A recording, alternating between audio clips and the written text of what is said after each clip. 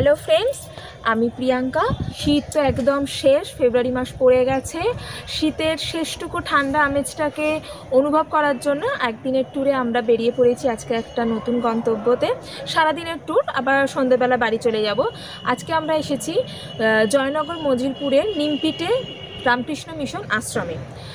আমরা সকাল 8:15 শিয়ালদা সাউথ সেকশনে লক্ষ্মীকান্তপুর লোকাল ট্রেন ধরে এখানে এসে পৌঁছাই। এখানে পৌঁছানোর দুটোই গাড়ি, এক হচ্ছে লক্ষ্মীকান্তপুর লোকাল আর এক হচ্ছে নামখানা লোকাল।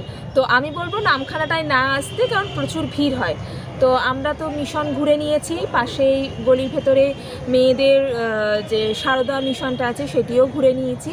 আর ঠিক রামকৃষ্ণ মিশনের উল্টো দিকে এখন যেখানে দাঁড়িয়ে কথা বলছি, এটা হচ্ছে একটা নার্সারি। যারা গাছ লাগাও, গাছ ভালোবাসো, তাদের জন্য এটা একটা আদর্শ ঠিকানা হতে চলেছে। পুরো ভিডিওটা দেখো, তোমাদের অবশ্যই অবশ্যই অবশ্যই ভালো লাগবে। নিমপিট আশ্রমের উল্টো দিকেই নার্সারি আছে।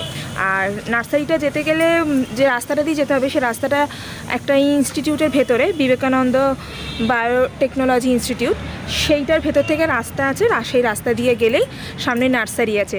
যাদের গাছ পছন্দ তাদের জন্য তো একটা আদর্শ ঠিকানা। এই যে বাঁদিকে বিল্ডিংটা দেখা যাচ্ছে, এটি হচ্ছে সেই ইনস্টিটিউশনটা।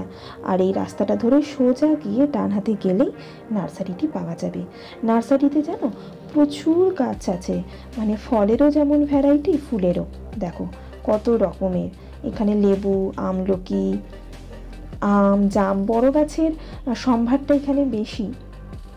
আমরা এই ভেবেই গেছিলাম যে আমরা শুনেছি এখানে একটু কম দামে অনেক চারা পাওয়া যায়, বীজও পাওয়া যায়।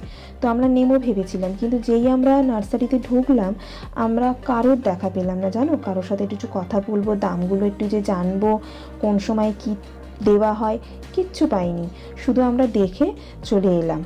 আমরা যেহেতু নিমপিট আশ্রম থেকেই তারপরে এখানে এলাম, নিমপিট আশ্রমটা পার হয়ে।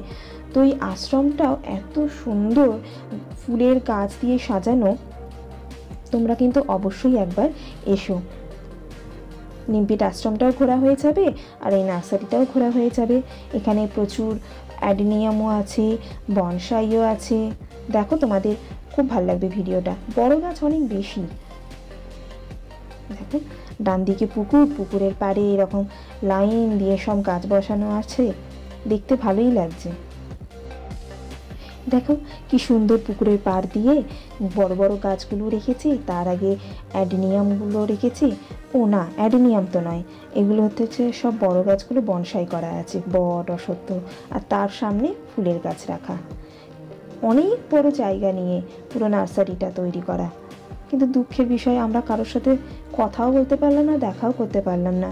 একটু যে ভেতরে গিয়েও দেখবো, ছবি তুলবো, কিচ্ছু করতে পারলাম না। দেখো ভেতরে কত বড় বড় গাছ।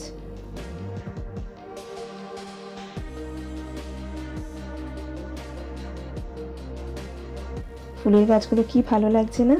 আশা করছি তোমাদের এই ভিডিওটা দেখতে খুব ভালো লাগছে।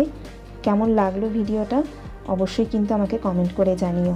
আজকের মতো কিন্তু এখানে ভিডিওটা এবার আস্তে আস্তে শেষ করছি।